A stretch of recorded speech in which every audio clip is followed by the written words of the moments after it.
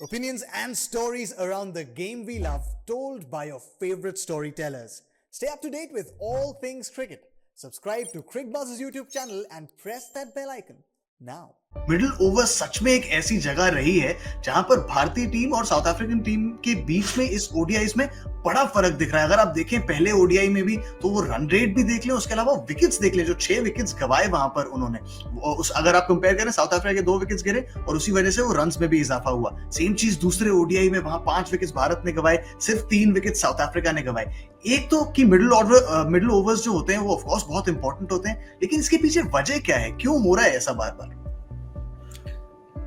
Basically एक simple सी चीज है, जब आप मिडिल ओवर्स में खेलते हैं तो आपको जो भारतीय बल्लेबाज है उसमें काबिलियत की तो कोई अभाव है नहीं, हमें पता है कितने काबिल बल्लेबाज है, लेकिन आप कौन सी सोच के साथ खेल रहे हो ना, वो बहुत मैटर करता है। कि आप जैसे एडन मार्करम बीच में गेंदबाजी कर रहे थे, बीच में 2 ओवर केएल राहुल ने 4 डॉट बॉल खेल चुके, तो वो जो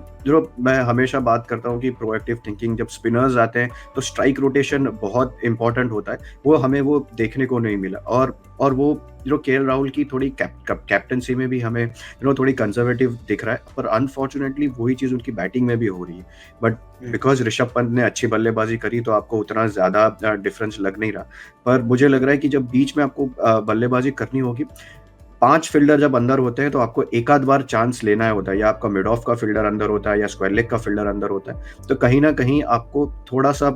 आगे की सोच के साथ रखना पड़ेगा। स्पिनर्स को थोड़ा अंडर प्रेशर डालना पड़ेगा, जो हम भारतीय बल्लेबाजों ने यहाँ पर किया नहीं है। और गेंदबाजी की जो अगर बात करें तो अपने पास अगर शार्दुल ठाकुर और भुवनेश्वर कुमार बीच में ऐसी स्लो विकेट पे गेंदबाजी करेंगे जहां पे कीपर को ऊपर लेके आना पड़ेगा, तो थोड़ा मुश्किल ही होगी, क्योंकि आपको अगर विकेट में कुछ है नहीं तो थोड़ी गति चाहिए, जो ना शार्दुल ठाकुर के पास है ना भुवनेश्वर कुमार के पास है। तो मुझे लग रहा है वहां ये दोनों जगह पे बैटिंग और बॉलिंग में ये गलती हुई भारत की।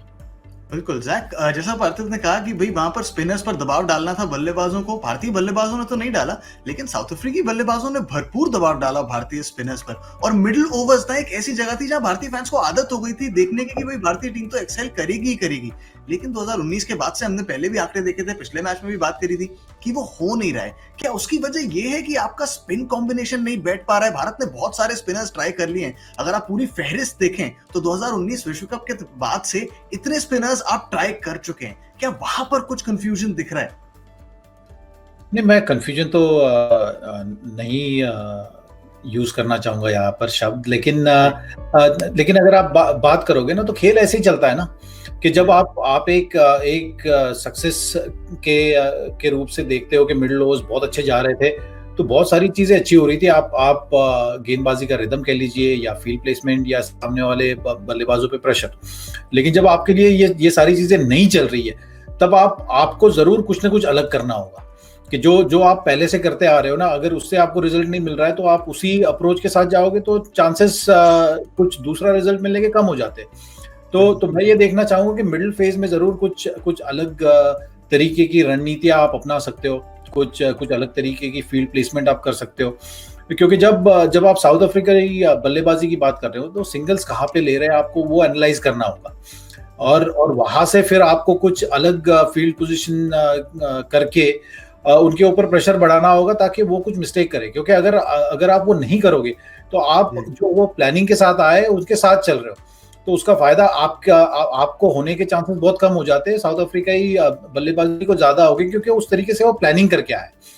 तो मैं समझता हूँ एक वो चीज जरूर देख सकते हैं या एनालाइज कर सकते हैं, जिससे आपको हो सकता है कुछ अलग रिजल्ट मिले, क्योंकि कोई इसका मतलब आप एक ही अप्रोच से अगर जाते हो ना तो मुश्किलें कभी कभी बढ़ जाती है। हाँ, जब आपके लिए सक्सेस मिल रहा है तो जब तक आपको सक्सेस मिल रहा है उस चीज से आप उस चीज पे बने रहिए, आप कोई चेंज करना नहीं चाहते तो सेम आपके साथ दूसरी तरफ भी इसका दूसरा पहलू भी कुछ उसी तरीके से होता है।